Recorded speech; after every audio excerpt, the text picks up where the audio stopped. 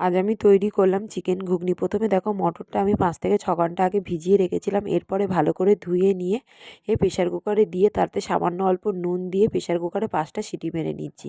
এরপর দেখো কড়াইতে সর্ষের তেল দিয়ে তেলটা গরম হয়ে যাওয়ার পর তেজপাতা, শুকনো লঙ্কা আর গোটা জিরে ফোড়ন দিলাম। ফোড়নটা নেড়ে নিয়ে কেটে রাখা পেঁয়াজটা দিয়ে দিচ্ছি। পেঁয়াজটা হালকা ভেজে নিয়ে তাতে আদা রসুন বাটা, নুন, হলুদ, জিরের গুঁড়ো, ধনের গুঁড়ো, লঙ্কার গুঁড়ো আর টমেটো কুচিটা দিয়ে দিলাম। দিয়ে মশলাটাকে ভালো করে নেড়ে নিয়ে এখানে দেখো ছোট ছোট করে এই মাংসটা কেটে রেখেছিলাম, সেই মাংসটা দিয়ে দিলাম আর দিয়ে দিচ্ছি কেটে রাখা আলুটা।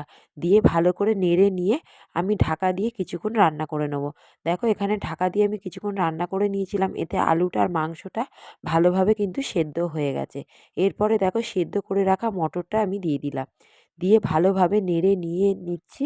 এরপরে দেখো ভালো করে ফুটে উঠলে ওপর থেকে গরম মশলার গুঁড়ো ছড়িয়ে আর ধনেপাতা দিয়ে ভালো করে ফুটিয়ে নামিয়ে নিলেই রেডি চিকেন ঘুগনি।